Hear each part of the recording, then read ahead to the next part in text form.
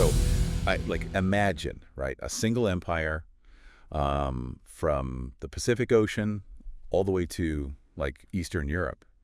That's massive. We're talking the largest land empire, like ever. And today we're going deep into the story of the guy who basically like made it happen, Genghis Khan. It's a wild story. It is. And you guys, you shared some really cool historical stuff about his rise, about like what the Mongol Empire actually, changed the world. And we're going to unpack all that. Yeah, break it down. Exactly. Give you a solid understanding of this dude and how he flipped the script, on everything. So we'll see how he struggled early on, how he built that unstoppable army, the crazy scale of what he conquered, and the legacy, right? Which is actually pretty surprising. It is, yeah. As you improve your English with this podcast, we'll also dive into exciting topics that'll help you level up your language skills in a fun and interactive way. So let's go back to like Temujin, right? That was his name originally. Out on the Mongolian steppes. What was that like? Oh, the 12th century steppes. Brutal. It was a harsh landscape, winters that would just kill you, and nomadic tribes, right, constantly fighting, for resources, for dominance.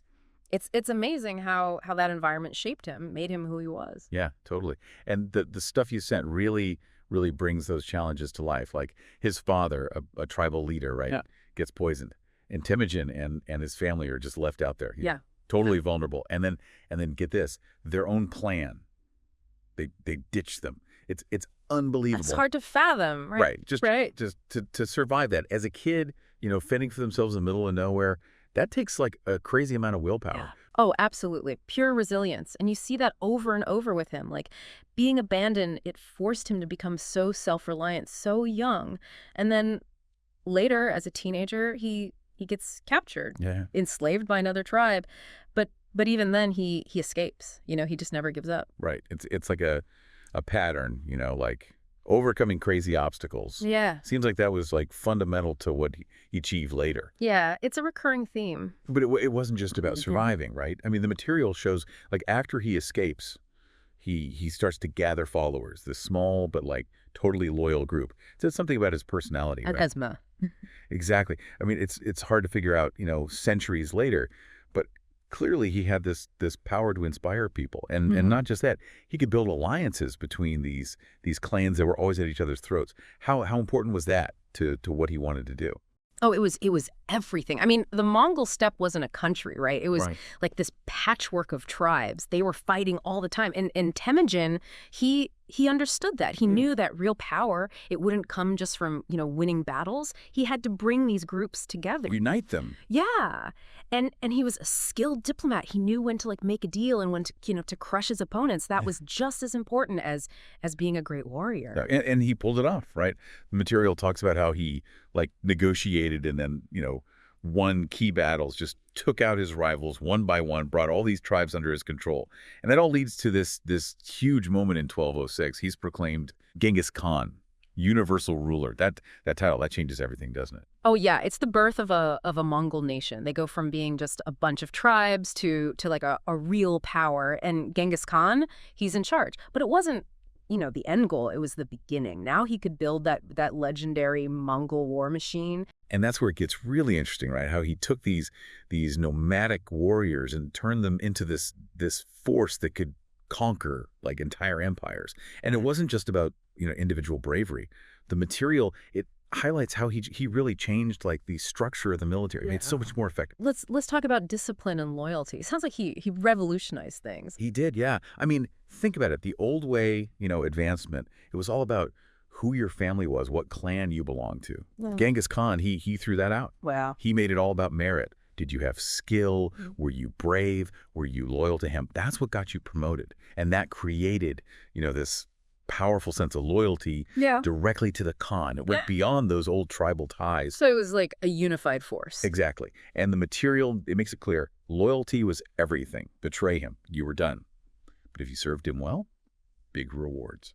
So what do you think? How did that affect the Mongol army? Well, it seems like it would made them way more effective.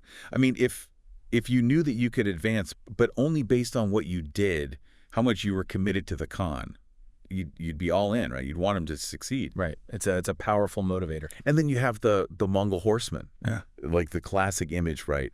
These amazing archers on horseback. I mean, just imagine the advantage that gave them in battle. Oh, total game changer. They could like let loose all these arrows, so accurate, and they were moving at full speed the whole time. That gave them this crazy mobility and striking power. I mean, they could cover like 100 miles a day. 100 miles. Yeah. Nobody else could do that back then. And that speed, it allowed them to just outmaneuver everybody, you know, flank their enemies, cut off supplies, hit them hard and fast. It was like every warrior was this super mobile weapon. And like a 13th century super fast strike force. And then there's this other side, right? The material really talks about their psychological warfare, and let's be honest, their ruthlessness. Right, and it wasn't, you know, random. It was a very deliberate strategy. They'd show up and offer a city, a territory, a chance to surrender. If they did, things were, you know, generally okay. But if they resisted, it was brutal. I mean, cities wiped out, entire populations. It was meant to break their enemies, you know, make them afraid to even fight. If you're finding this deep dive into how Genghis Khan operated, as fascinating as we are, make sure to like and subscribe so you don't miss, you know, future explorations into these pivotal moments in history. Totally agree. And understanding these tactics, it explains how they were able to expand so fast. It seems like that reputation, that fear, it made a lot of cities just give up without a fight. And that saved the Mongols, you know, a lot of losses. Oh, yeah. Fear. It was a powerful weapon for them. I mean, other rulers, they'd see what happened to those who resisted and be like, okay, we surrender. So you have that discipline, that incredible mobility, and then this calculated use of fear. And that's how they became this unstoppable force. And that set the stage for, you know, everything that came next. Right. So Mongolia is unified. They've got this incredible army. And now the material shows how they start looking beyond their borders. First big target, the Jin dynasty in China. I mean, that was a wealthy, powerful empire. Right. And the Jin, they had more soldiers, more resources, fortified cities. But the Mongols, they were too fast, too smart, too determined. It took over 20 years, but they eventually took Beijing.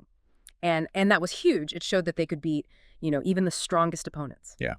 And then they turn west, right, towards the Khwarezmian Empire in Persia, a major Islamic power in Central Asia.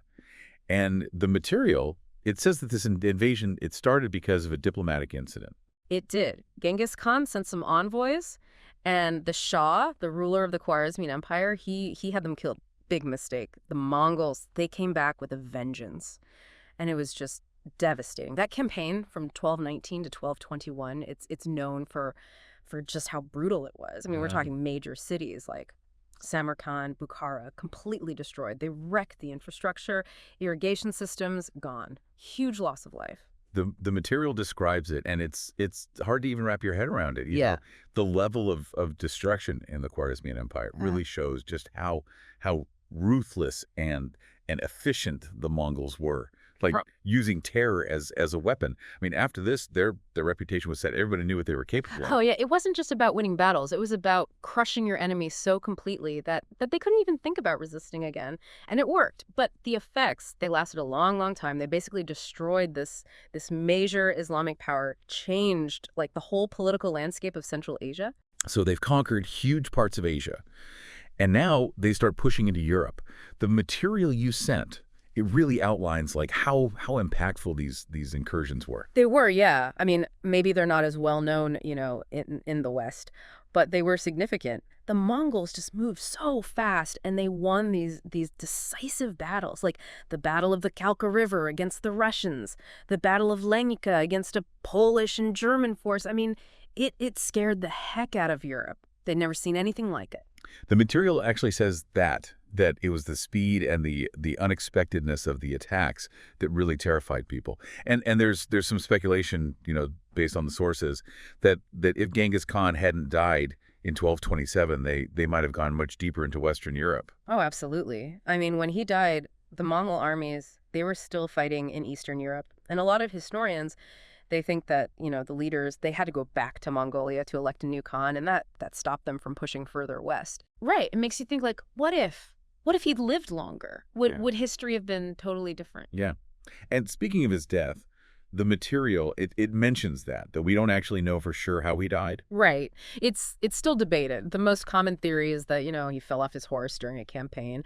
But there are other ideas out there, like maybe he got sick or even assassinated. We don't really know. But either way, his death, it was a big turning point for the empire. But it didn't, like, fall apart immediately. He'd already set things up, Yeah. right, to keep it going. He divided the empire, gave it to his sons. He did, yeah. Genghis Khan, he was a smart guy, and he planned for the future. He knew he wasn't going to live forever.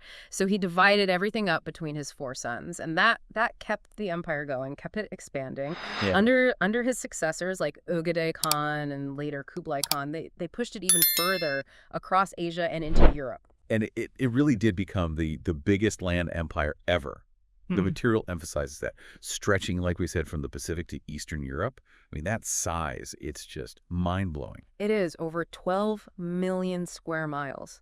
Huge. It's hard to even imagine. But think about it, right? It connected all these different parts of the world, and that led to, this huge exchange of cultures, ideas, goods. It was unprecedented, and that's part of the lasting impact of the Mongols. They didn't just conquer, they changed the world in so many ways. Right. Beyond the battles and the conquests, the material goes into, like, these long-term effects, which are pretty surprising. Like, take the Silk Road. I mean, they did a lot of damage early on, but they actually ended up reviving it. Yeah, it's interesting. Once they'd conquered everything, they brought in this period of peace and stability. They called it the Pax Mongolica. And that made the Silk Road safer, more efficient. So trade increased, travel increased. More goods, more ideas, more technology, more culture, moving between East and West. I mean, you had people like Marco Polo traveling all over because it was safe to do so.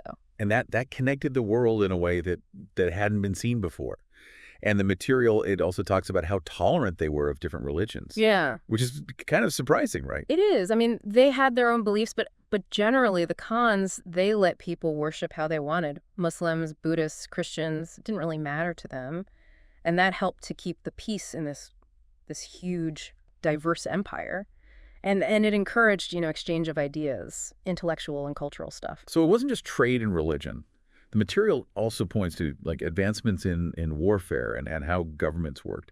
And those spread because of the Mongol Empire. Absolutely. I mean, their military tactics, the way they organized their army, even their postal system, it was called the Yam. It was all super advanced for the time. And it influenced, other parts of the world, Russia, China. And then you have gunpowder. That spread from China to Europe, partly because of the connections that the Mongols created. Wow. So all these things, the trade, the religion, the technology, how governments worked, it was all, like, connected, all influenced by the Mongols.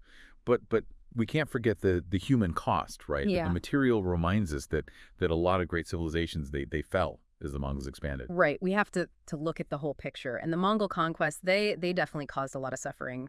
Countless people died. And big empires that collapsed, like the Abbasid Caliphate, the Southern Song Dynasty, Kievan Russes. Those were huge events. And they had big consequences. They changed the map, changed the course of history. So looking back on all of this, from Temujin's tough childhood to this huge empire that Genghis Khan built, the material, it really shows us a complicated legacy, right? Yeah, for sure. He was a brutal conqueror, no doubt about it. He caused a lot of pain, but he was also visionary. He brought people together, encouraged trade, created this huge network of exchange across the world. And the impact on trade, on culture, on politics, it's undeniable. There are even estimates that a huge percentage of men alive today, they're descended from him. It's crazy, right? Which just shows you the scale of his influence and how long-lasting the consequences of his actions were. He changed the world, and people are still debating him, still fascinated by him all these centuries later. He's an enigma. So thinking about everything, the conquest, the impact on trade, on culture, the good, the bad, what do you think is the most significant part of Genghis Khan's rule? And why? It's a question that makes you think about how complex history is and how much individuals can really change the world.